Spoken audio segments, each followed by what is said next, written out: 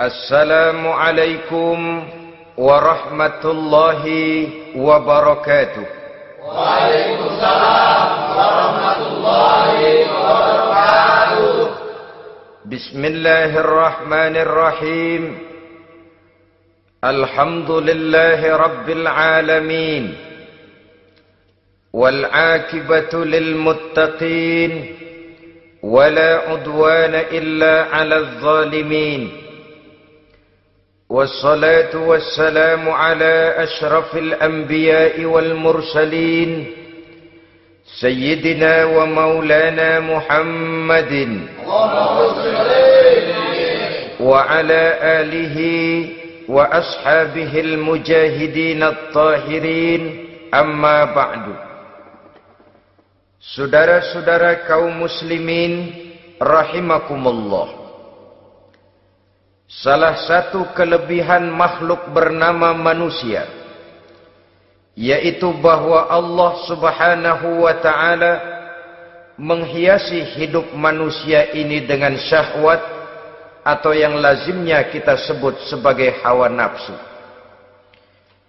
Inilah tenaga yang merupakan daya dorong yang melahirkan dinamika dalam kehidupan manusia, yang menyebabkan terus-menerus terjadinya perkembangan dalam sejarah peradaban dan kehidupan manusia.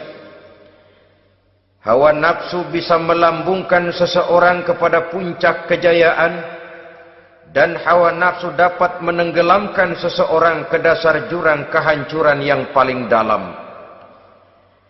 Pada surah Ali Imran ayat 14, Allah subhanahu wa ta'ala berfirman, A'udzu billahi minasy syaithanir rajim. Zuyyina lin-nasi hubbus syahawati minan nisa'i wal banin wal qanatiril muqantarati minadh dhahabi wal fiddah wal khaylil musawwamati wal an'ami wal harth. Dzalika mata'ul hayatid dunya. Wallahu indahu husnul ma'ab. Mari kita perhatikan ayat ini lebih dekat lagi. Allah subhanahu wa ta'ala menjelaskan, Zuyyina linnasi hubbus syahawat. Makhluk manusia itu dihiasi dengan hawa nafsu. Dengan kata lain, hawa nafsu adalah perhiasan. Manusia tanpa hawa nafsu sama saja dengan orang yang tidak berhias, monoton, tidak mempunyai perkembangan dalam gerak kehidupannya. Tetapi kalau hawa nafsu adalah perhiasan, maka jika kita berbicara soal perhiasan, ada dua hal yang harus menjadi catatan pokok. Pertama, kapan satu perhiasan boleh kita pakai? Yang kedua, di mana perhiasan itu harus kita pakai? Kalau saudara berdandan rapi, pakai sepatu dengan kaos kaki, celana, jas, pakai dasi segala macam, tapi itu saudara lakukan pada saat saudara akan pergi ke WC, maka saudara sudah memakai perhiasan tidak pada waktu yang tepat. Begitupun sebaliknya, kalau jam tangan saudara pakai di kaki, kopiah saudara pasang di kaki, lalu sepatu naik ke atas jidat, maka saudara memakai perhiasan tidak pada tempatnya yang tepat. Demikian juga sifat yang bernama nafsu. kapan dia boleh diperturutkan, di mana dia boleh disalurkan. Adalah tugas daripada agama untuk mengatur syahwat atau hawa nafsu. Lihatlah kehidupan malaikat. Malaikat makhluk yang diciptakan Allah tanpa hawa nafsu.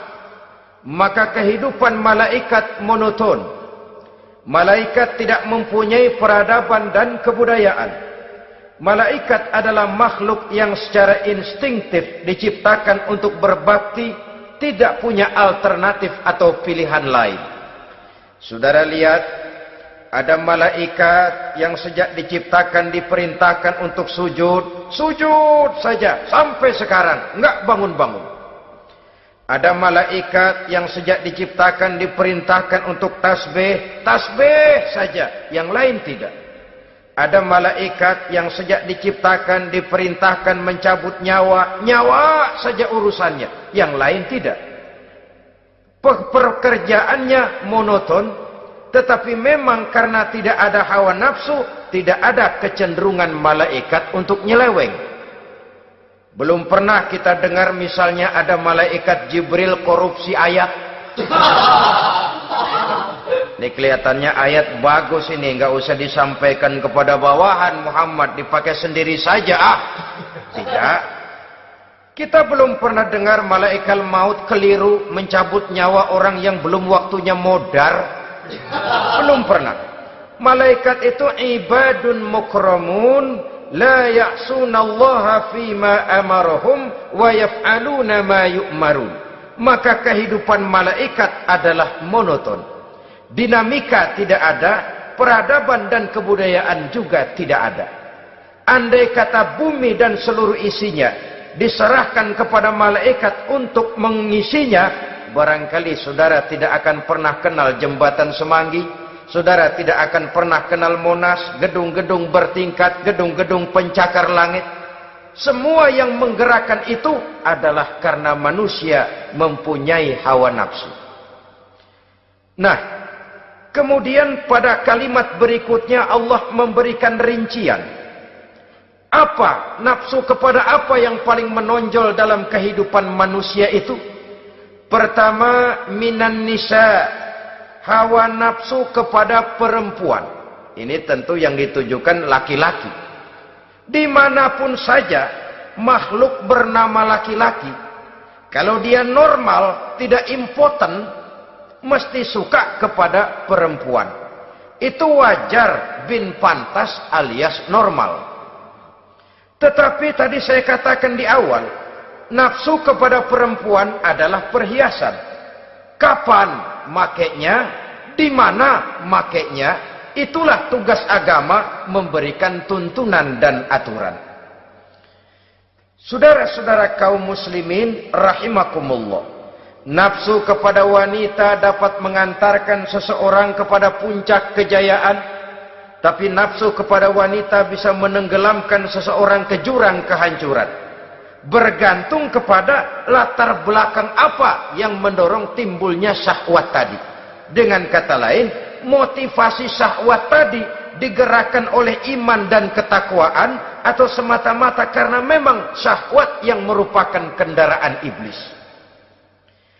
Penyelewengan pertama yang terjadi dalam sejarah kehidupan manusia adalah penyelewengan yang dilakukan oleh Nabi Adam alaihi salam pada saat ia memetik buah khuldi. Kenapa itu dilakukan oleh Nabi Adam?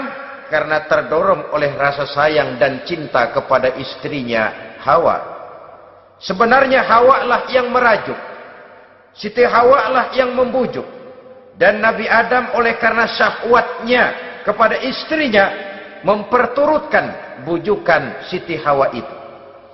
Peristiwa Nabi Adam ribuan tahun yang lalu akan terus relevan sampai ke zaman kita sekarang ini.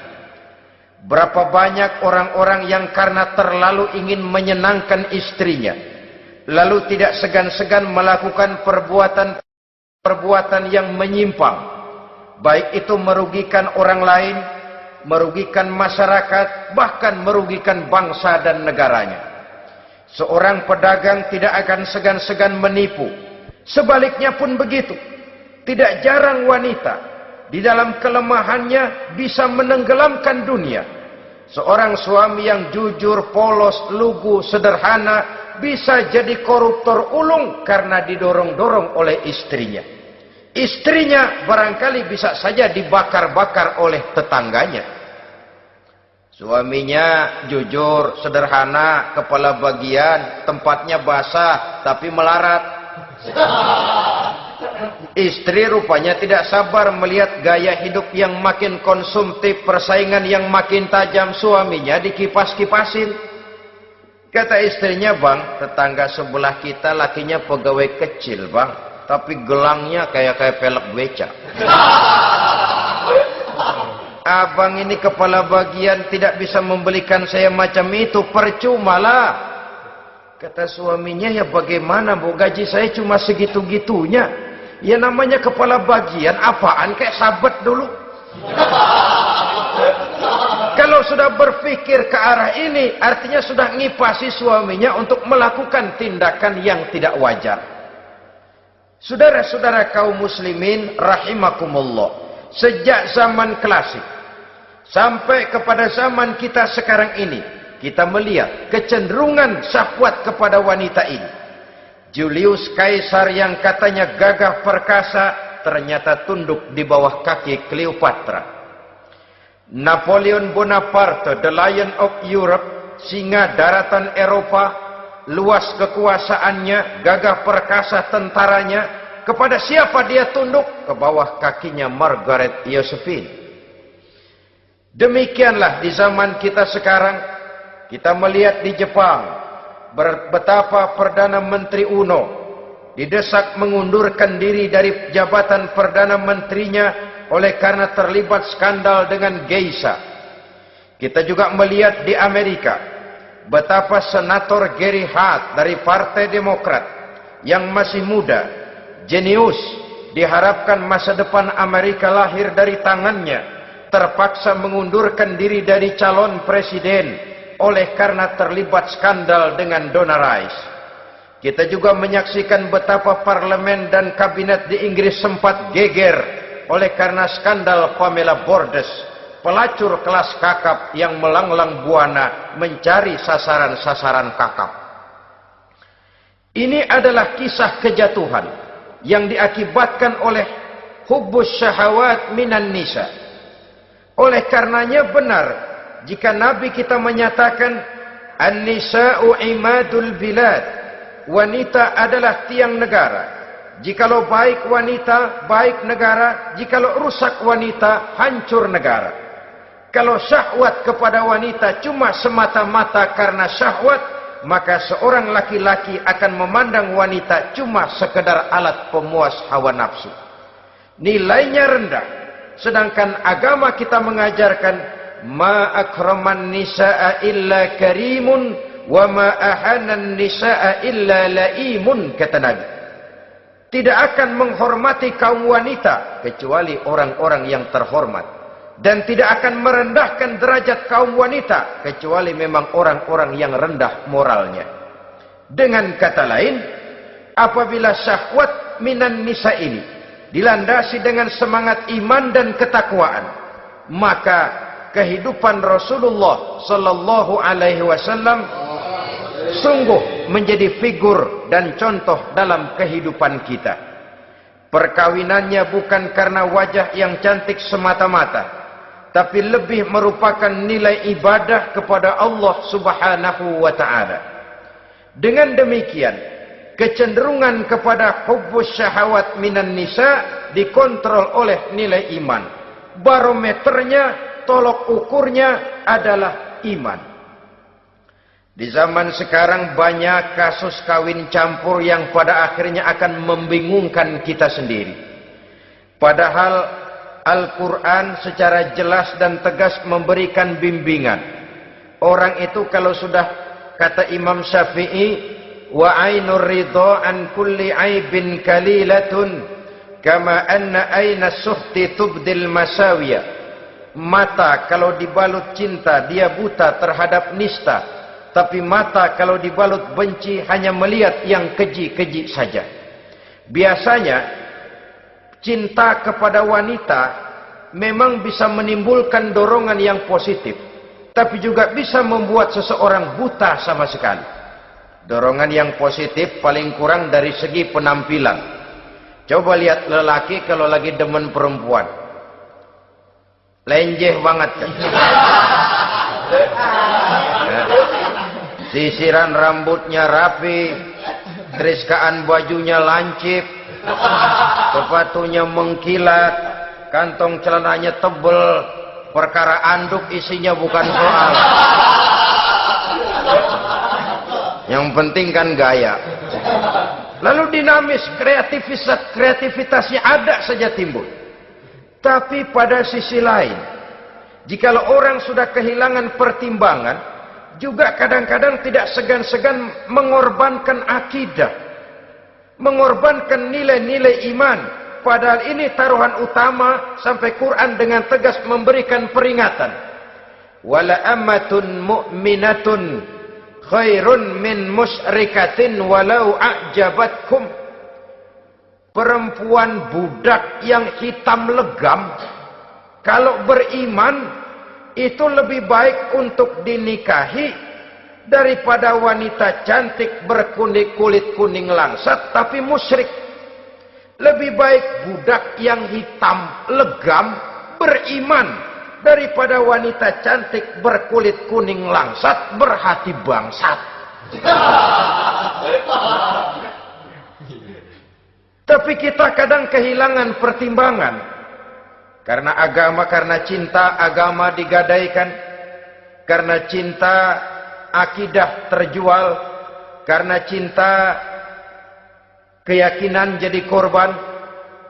Ini semua penyakit yang datang dari hubbus syahawat minan nisa. Kecenderungan mengumbar nafsu kepada perempuan. Ini memang perhiasan, tapi bisa juga jadi bumerang dalam kehidupan manusia. Berapa banyak penyelewengan terjadi karena pengaruh wanita yang tidak bisa jadi bisa. Ini pengaruh di dalam kehidupan memang sedemikian besarnya. Sehingga saudara-saudara kaum muslimin, inilah yang perlu dikendalikan dalam kehidupan, kapan dan di mana. Kalau nafsu adalah perhiasan, kapan dan di mana perhiasan itu harus kita pakai? Di mana dia harus kita tempatkan? Begitu juga yang menyangkut soal perempuan. Kapan? Ya kapan? Tentu kalau sudah nikah. Di mana? Yang jelas bukan di depan umum.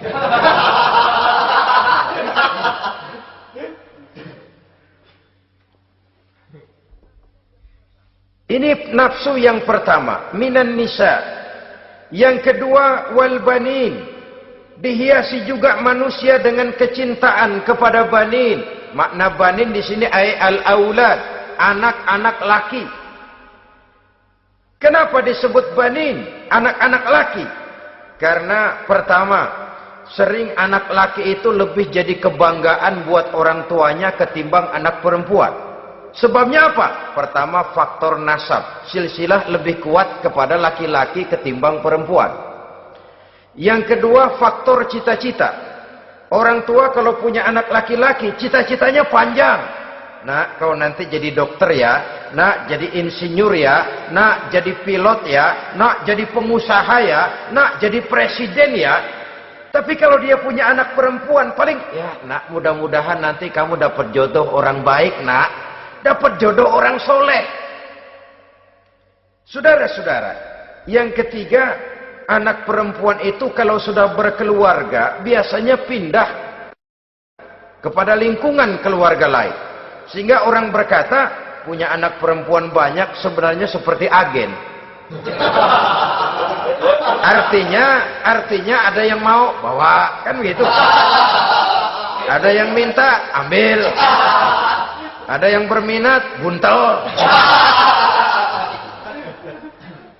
Paling dia nengokin orang tuanya ya lebaran. Ya syukur kalau sebulan sekali atau seminggu sekali. Tapi minimnya kan lebaran. Dengan demikian dari garis nasab ini, lebih kuat al-banin ketimbang al-banat.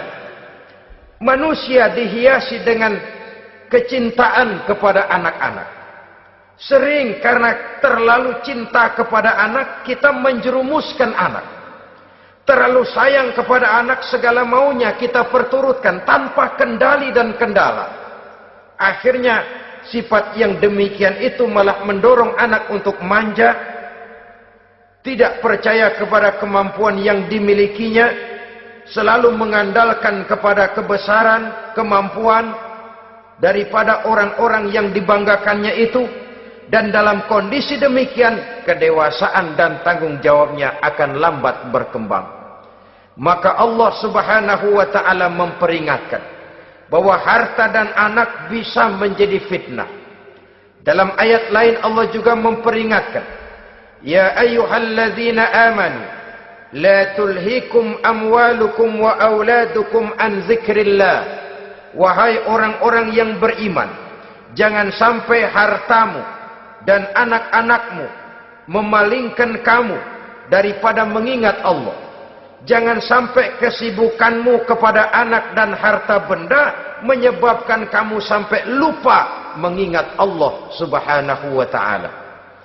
Berapa banyak manusia yang tenggelam dengan melupakan Allah, jauh dari agama, jauh dari tuntunan syariat, oleh karena disibukkan oleh persoalan anak dan persoalan harta benda. Maka satu-satunya jalan, jikalau kita tidak ingin anak kita sampai memalingkan kita daripada mengingat Allah, nilai-nilai keimanan harus ditanamkan kepada mereka sedini mungkin. Dengan bekal ini, maka mereka, anak-anak kita, insya Allah tidak akan membuat kita orang-orang tua ini berpaling daripada mengingat Allah, berpaling daripada kehidupan beragama.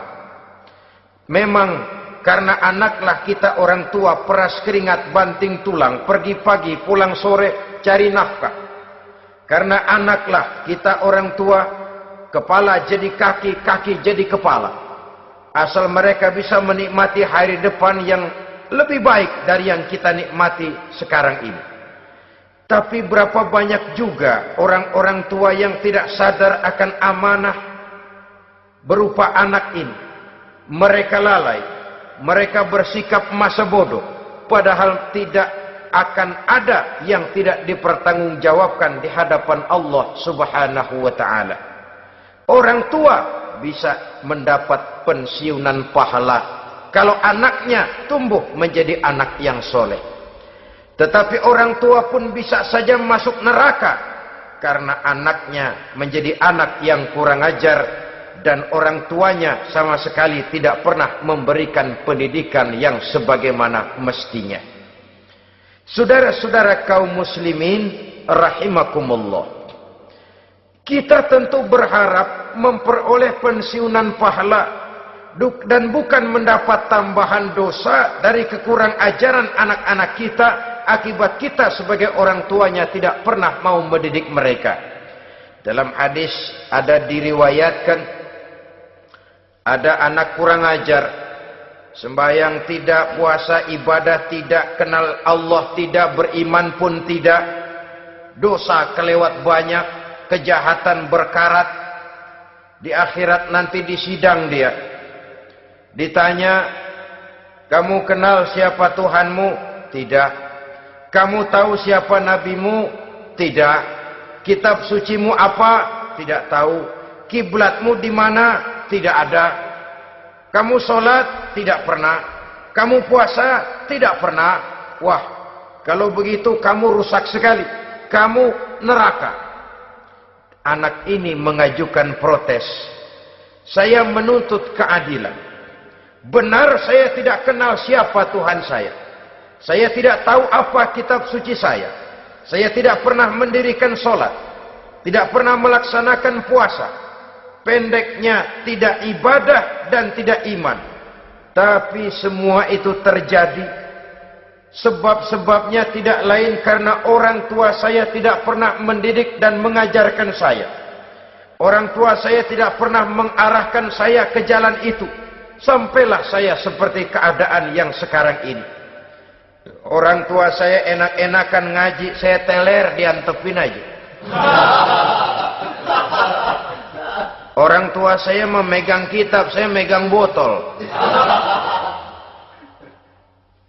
Dia tahu, dia diam saja. Dia tahu dan dia tidak memberikan peringatan. Karena orang tua saya lah, maka saya jadi seperti sekarang ini. Kalau saya harus masuk ke dalam neraka, saya menuntut keadilan agar orang tua saya juga ikut bersama saya gabung ke dalam neraka. Orang tuanya yang baik-baik dipanggil, sudah mau berangkat ke surga nih orang tua, dipanggil, "Ntar dulu mas, ini dulu." Mau kemana, gancang banget? Surga pak, nanti dulu urusan belum beres. Ini benar anakmu ini? Dilihat anaknya, iya anak saya ini. Waktu di dunia nggak pernah diajarin ngaji, nggak pernah. Sampai dia nggak kenal Tuhannya, nggak kenal nabinya, nggak kenal kiblatnya, nggak kenal kitabnya. Iya. Dia sembahyang, kamu dia nggak sholat, kamu diemin aja. Iya kali. Kenapa pakai kali? Yang benar ngomong.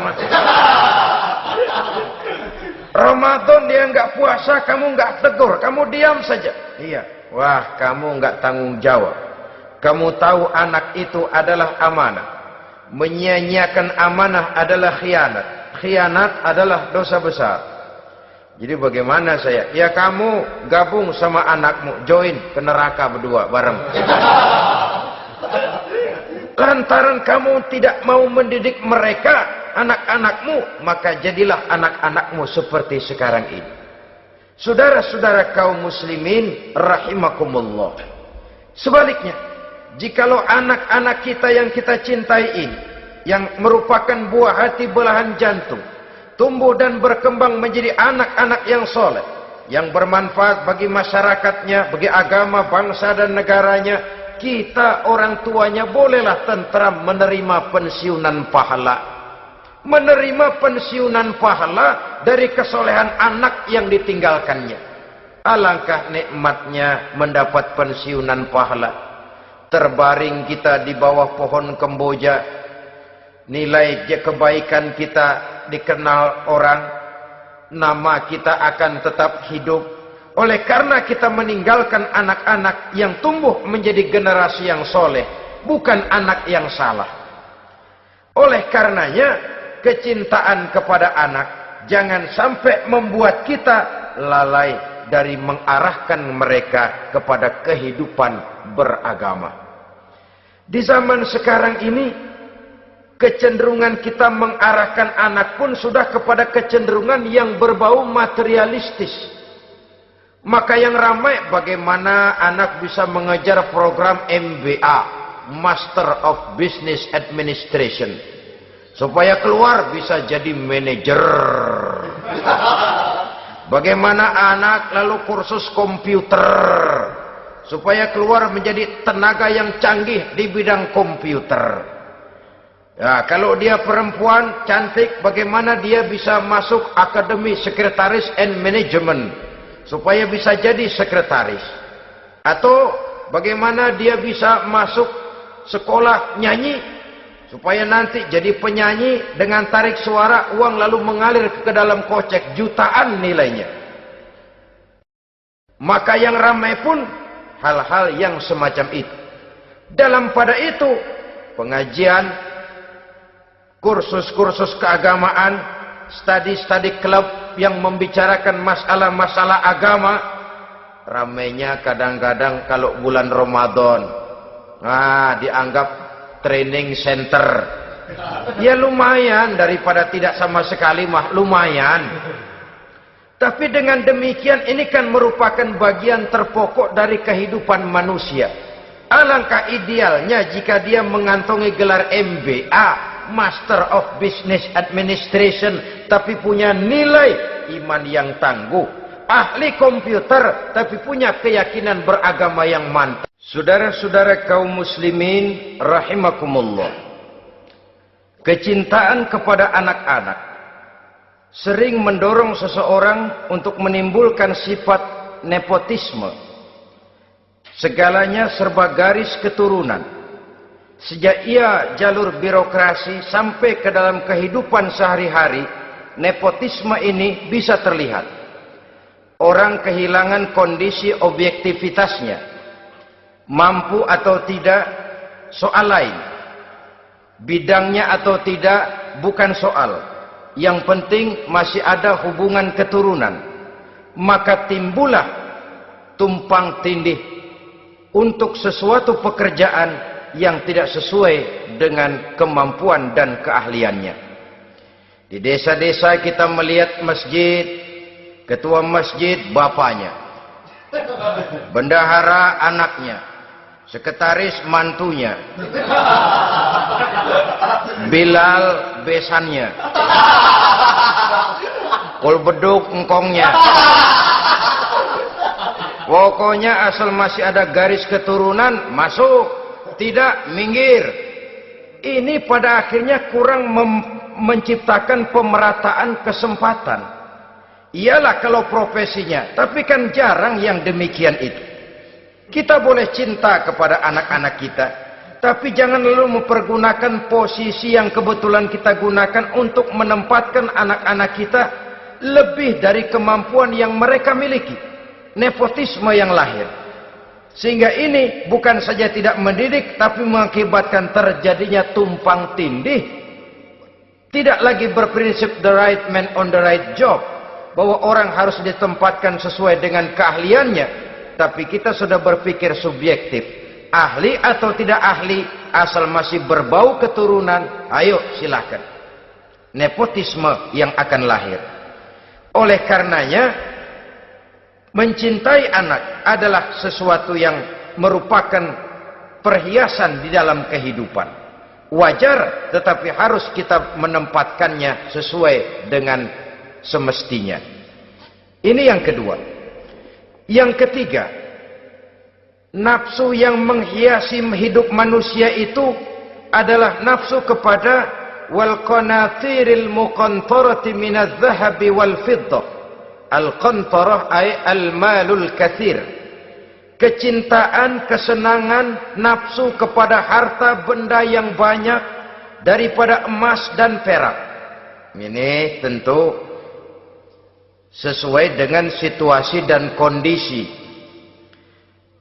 Kecintaan untuk mengumpulkan harta benda yang sebanyak-banyaknya. Baik itu berupa emas, baik itu berupa perak.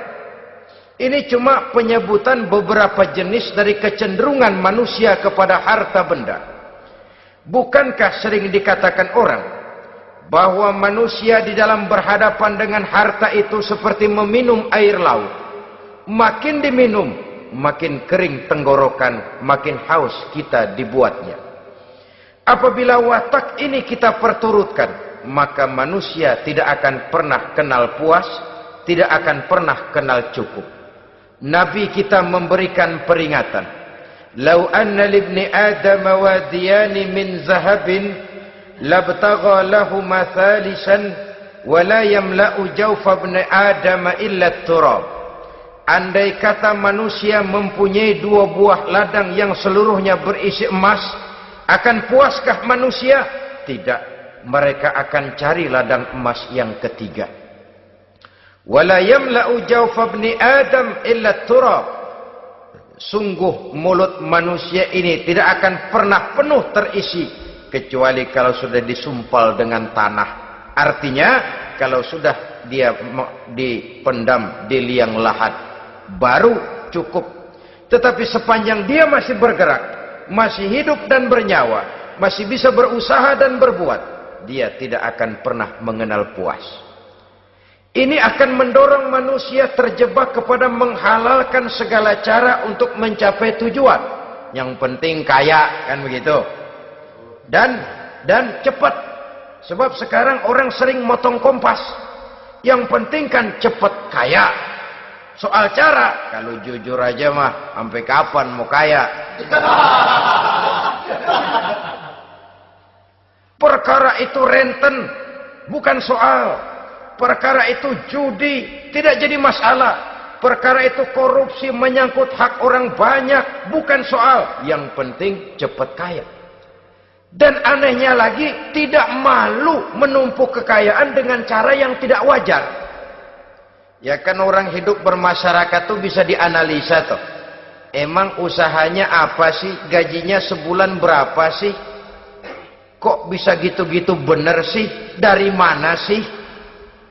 Secara langsung orang tidak berani bertanya, tapi dari mulut ke mulut akhirnya tersebar jadi rahasia umum. Si Ano kan punya Ano, dia Ano, Anonya seano.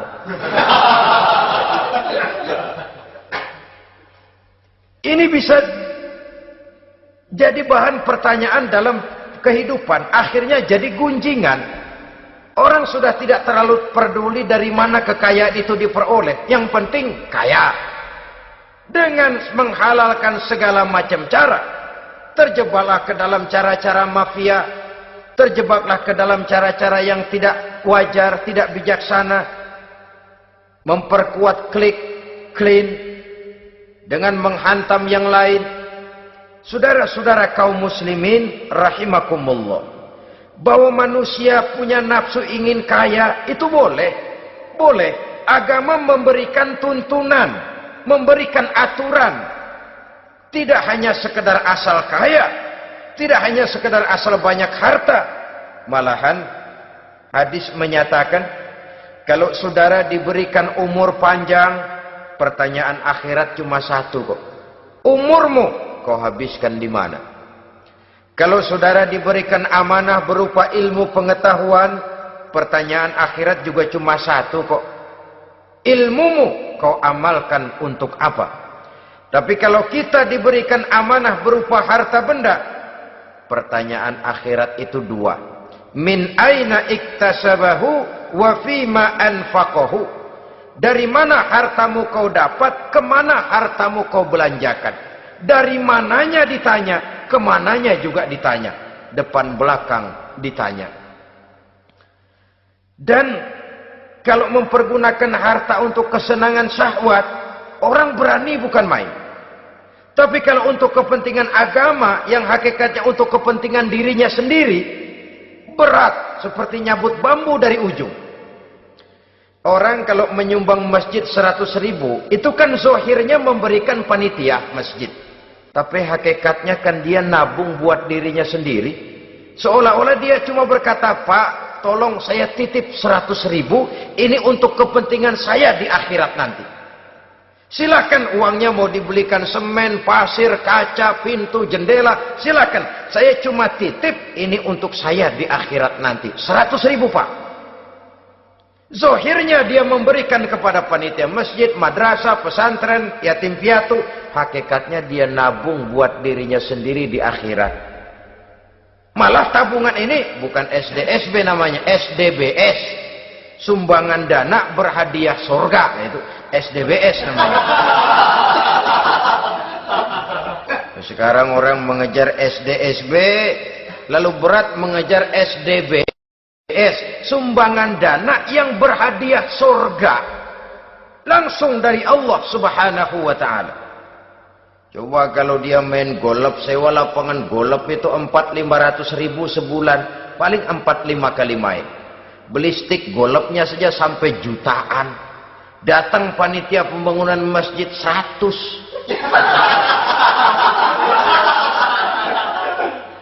Minta didoain masuk surga lagi.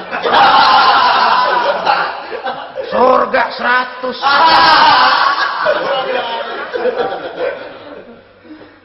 Saudara-saudara kaum muslimin rahimakumullah, kecintaan kepada harta benda yang banyak, baik berupa emas, berupa perak, mendorong orang untuk berlomba-lomba yang Allah peringatkan dalam Al-Quran, alhaakumut takatsur hatta zurtumul maqabir. Kamu telah lalai akibat kamu berlomba-lomba memperbanyak materi dunia. Hatta zurtumul maqabir, sampai kamu dekat masuk ke liang kubur, baru rupanya sadar bahwa perlombaan ini tidak akan pernah sampai ke garis finish. Betapapun jauhnya rally Paris Dakar, garis finishnya ada. betapapun hebatnya medan yang ditempuh, buasnya gurun pasir Afrika, garis finishnya pasti ada. Itu kan rally yang terbuas di dunia katanya, Paris Dakar. Tapi garis finishnya ada.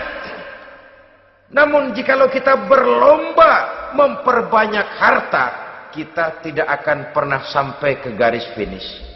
Yang kecil-kecilan aja dah. Kalau orang ditanya, kamu kenapa sih belum mau sembahyang? Ya bagaimana mau sembahyang Pak, tinggal di Jakarta masih kontrak.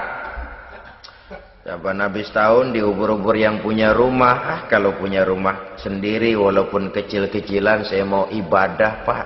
Ya, diberikan rezeki oleh Allah, bisa bikin rumah walaupun kecil-kecilan. Belum juga mau sembahyang. Kok belum juga sembahyang? Iya Pak, rumah emang udah punya sendiri, cuman kecil Pak.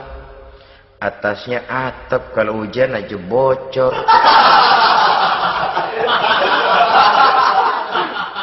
Kalau bisa bikin rumah yang permanen Pak, tenang, saya ibadah, sembahyang saya rajin. Iyalah, diberikan rezeki, bisa bikin rumah permanen. Bagus rumahnya. Lain lagi. Iya, rumah sudah permanen, tembok, kubin. Cuman isinya belum ada Pak, perabotannya. Aduh. Kalau punya peralatan rumah tangga yang memadai, tenang, saya ibadah. Diberikan juga rezeki, bisa beli perabotan rumah tangga yang lumayan. Di atas tehelnya sudah pakai karpet, mebelnya spaghetti, tempat tidurnya alga spring bed dan low pillow, ada kulkas, ada TV, di sebelah TV ada kunci mobil. Kuncinya mobilnya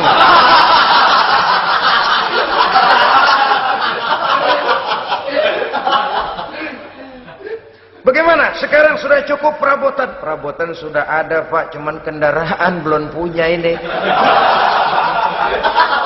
Kemana-mana masih ngukur jalanan aja. Kalau punya kendaraan enak, kemana-mana cepet Pak, mau ke masjid juga getap dah, rajin. Diberikan rezeki, bisa beli kendaraan. Lain lagi nanti. Sudah punya sepeda, pengen punya motor, kepengen punya mobil, kepengen punya pesawat terbang, pengen punya kapal induk. Sudah punya kebun, pengen beli sawah, sudah punya sawah, pengen punya gunung, sudah punya gunung, laut diborong. Perlombaan materi tidak akan pernah membawa kita ke garis finish, karena sifatnya sangat abstrak, bahkan akan mendorong kita seperti gurita, cenderung kepada penyakit tamak bin rakus alias serakah. Dengan demikian saudara-saudara, bahwa kecintaan kepada harta merupakan nafsu, dan nafsu itu adalah perhiasan.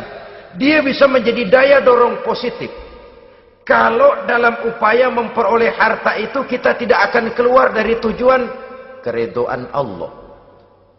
Saya cari nafkah, tapi yang Allah ridho. Saya ingin kaya, tapi dengan cara yang Allah ridho. Ini kunci yang akan menyelamatkan kita manusia dari perangkap menghalalkan segala cara. Ini yang ketiga. Yang keempat, dihiasi manusia itu dengan nafsu kepada wal khailil musawwamah, kuda yang bagus, kendaraan yang bagus, kuda yang terpelihara.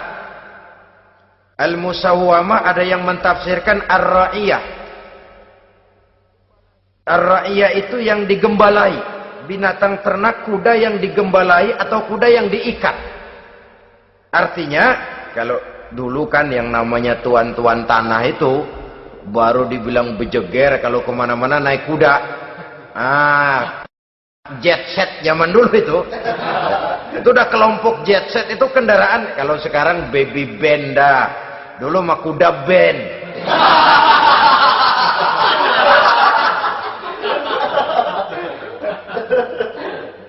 Manusia punya kecenderungan suka kepada kendaraan. Apalagi di zaman sekarang ini, wah, iklan-iklan itu kan sangat menggoda kita. melayani segala macam bentuk penjualan. Nah, ini lalu terangsang biar duit cekak. Kalau udah ngebaca itu, wah berani banget dah. Tahu duit nggak mungkin cukup, tapi begitu baca melayani segala macam bentuk penjualan dengan fasilitas ringan. Nah, jadi dah. Jadi juga punya mobil, jadi dah. Perkara utang itu bakal nyekek leher, bukan soal. Kasihan saudara-saudara kita di daerah-daerah yang terjebak kepada iklan-iklan merangsang yang akhirnya di luar kemampuan. Sehingga terjebak pada saat dia harus mengembalikan kredit, dia tidak mampu, barang disita, uang hangus, nyengir deh. Bekipas sembari tahlil. Habis arang besi binasa. Bahwa kita menginginkan kendaraan yang serba baik, silahkan. Tiap akhir tahun ganti merek, keluar yang baru, ganti lagi. Itu kalau orang yang mampu. Buat kita yang tidak mampu, kenapa tidak bersyukur melihat yang lebih rendah di bawah kita? Alhamdulillah kita punya mobil, tangga kita cuma punya motor. Yang punya motor, syukur kita punya motor bisa rada cepetan. Tangga sebelah punya sepeda, mana-mana kekejek mulu. Yang punya sepeda, alhamdulillah punya sepeda. Tangga sebelah kemana-mana jalan kaki. Yang jalan kaki, syukur masih bisa jalan. Teman sebelah lumpuh bertahun-tahun nggak. Yang lumpuh, alhamdulillah masih hidup. Tangga sebelah kemarin out nggak balik lagi. Saudara-saudara, saya pikir menengok ke atas itu perlu supaya ada rangsangan kita untuk maju. Tapi menengok ke bawah pun juga lebih perlu agar kita mensyukuri yang ada dan tidak suudzon, tidak buruk sangka kepada Allah. Apa yang diberikan Allah kepada kita sekarang ini, itulah yang terbaik menurut Allah untuk kita. Saudara-saudara kaum muslimin rahimakumullah. Dahulu ada seorang pemuda, matanya buta. Dia mengeluh, ya Allah, kenapa saya dilahirkan dalam keadaan buta? Apa dosa saya? Apa salah saya? Andai kata saya tidak buta, saya melihat keindahan alam ini, saya lebih akan bersyukur kepadamu ya Allah. Nah sudah, dia berburuk sangka kepada Allah. Satu hari, ini Raja Baduy di pedalaman mengerahkan tentaranya menculik anak-anak muda. Ini Raja Baduy ini kanibal, artinya suka makan daging manusia. Anak-anak muda ini diculik. Yang masih muda-muda ya, kalau kambing muda itu kan di sop rada sedap. Rupanya ini Raja kanibal ini begitu. Anak-anak muda termasuk ya pemuda yang buta tadi itu kena culik. Ya sudah diculik, rawatlah di istana raja ini, diberikan pakaian bagus, dikasih makan serba enak. Sebab apa? Supaya badannya gemuk. Setelah gemuk nanti dipotong di sop legit. Sudah, kerjanya cuma makan tidur, fasilitas nikmat, tidur enak. Udah giliran dapat 1 bulan 2 bulan kemudian, ketika mau diambil anak-anak muda ini, raja sendiri yang milih mana yang disop duluan nih. Sampai giliran anak muda yang buta ini, raja geleng kepala. Yang begini mah buta, dagingnya nggak enak. Ini satu lepas aja, lepas. Saya mau makan daging orang buta, lepas aja. Pulang ini anak muda, batinnya bersyukur, sujud syukur, ya Allah, katanya untung saya buta. Coba kalau saya nggak buta udah habis saya disop. 2 bulan yang lalu dia mengeluh, ya Allah, kenapa saya dilahirkan dalam keadaan buta? Sekarang dalam pulang ke rumah, perjalanan menuju ke rumah, dia berkata, alhamdulillah, andai kata saya tidak buta, habis badan saya disop oleh raja yang kanibal tadi. Saudara-saudara kaum muslimin rahimakumullah. Jadi dengan demikian pola hidup yang konsumtif sesungguhnya sangat tidak mendidik apabila dilatar belakangi oleh kemampuan yang tidak menunjang. Dengan demikian setidaknya mendidik orang untuk berkhayal. Anak-anak muda sama merek mobil ngerti banget dah, punya kagak? Ini BMW model terakhir nih. Nih kemarin gue ngeliat di sana, gue megang rame banget.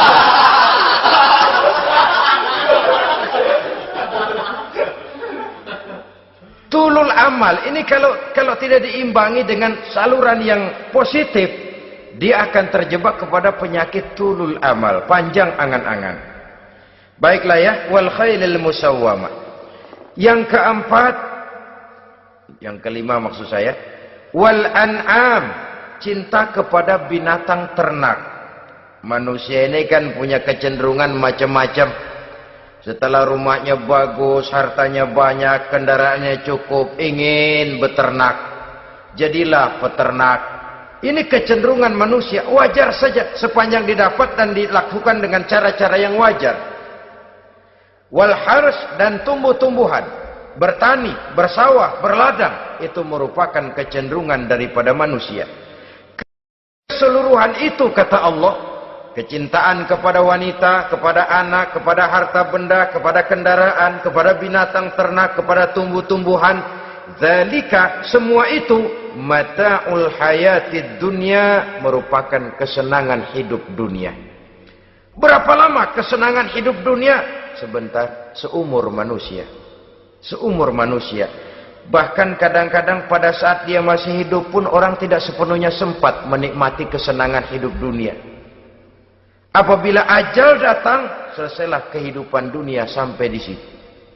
Orang-orang kafir, buat mereka surganya di dunia ini. Bila kehidupan di dunia selesai, selesailah sudah surganya sampai di situ. Kesemua itu, janji kata Allah, merupakan kesenangan daripada kehidupan di dunia. Wallahu indahu husnul ma'ab, dan Allah mempunyai tempat kembali yang sangat baik. Nah, setelah Allah menjelaskan semua itu, pada ayat yang ke-15 Allah memberikan jalan keluarnya. Memperturutkan nafsu kepada wanita, anak-anak, harta benda, kendaraan, binatang ternak. Bijaksanakah itu? Dalam ayat ke-15 surah Ali Imran ini, Allah memberikan penjelasan tuntas. Qul a'unabbi'ukum bi khairim min zalikum. Katakan kepada mereka Muhammad, maukah kamu aku beri kabar yang lebih baik dari semua itu? Lebih baik daripada kesenanganmu kepada wanita, kepada anak-anak, kepada harta benda, kepada kendaraan dan sebagainya. Mau kamu aku beritahu yang lebih baik daripada semua itu? Jawaban tentu mau. Kalimatnya bukan ukhbirukum, a'unabbi'ukum. An-naba itu berita yang besar. Lain dengan al-khabar, itu berita biasa saja. An-naba, sehingga pembawa berita disebut nabi. Dari naba yanbi, pembawa berita yang benar. A'unabbi'ukum, maukah aku tunjukkan kepada satu berita yang benar-benar besar dan benar-benar lebih baik dari yang semua disebutkan tadi. Apa jalan keluarnya? Lillazina taqaw 'inda rabbihim jannatun tajri min tahtihal anhar. Bagi orang-orang yang bertakwa kepada Allah, mereka akan mendapatkan surga yang di bawahnya mengalir sungai. Khalidina fiha, mereka akan kekal di dalamnya. Wa azwajun mutahharah, dan mereka mendapat istri-istri yang suci. Waridwanum minallah, dan keridhaan daripada Allah subhanahu wa ta'ala. Kalau kamu hai orang-orang yang beriman, kalau kamu hai manusia menyangka bahwa nafsu kepada wanita, anak-anak, mengumpulkan harta benda, kendaraan yang menarik, binatang ternak dan tumbuh-tumbuhan itulah yang lebih baik untuk kesenangan dunia, memang itu kesenangan dunia. Tapi nih, seolah-olah kata Allah, nih saya kasih tahu kamu, aku beritahu yang lebih baik dari semua itu. Apa? Takwa kepada Allah. kecintaan kepada wanita. Kalau takwa dasarnya, orang nggak amburadul, nggak semrawut, nggak pokoknya gue asal perempuan dan membuat terus. Tapi punya kaidah, punya norma.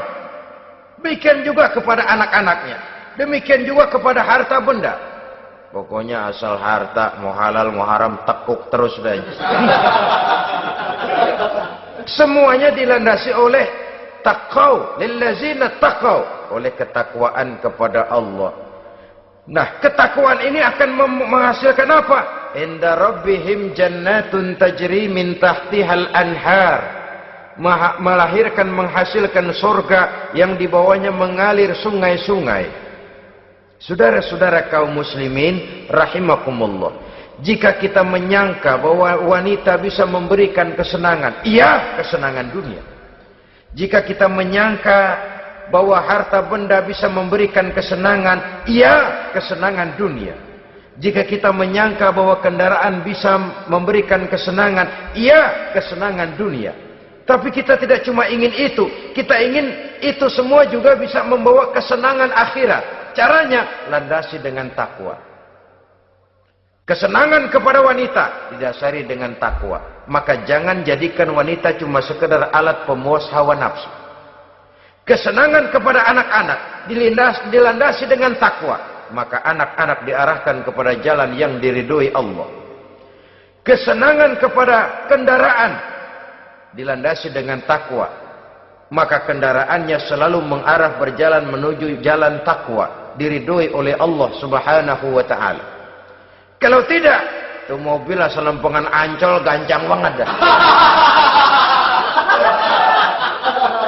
Tapi giliran dihadapin ke masjid, mogok melulu mobil.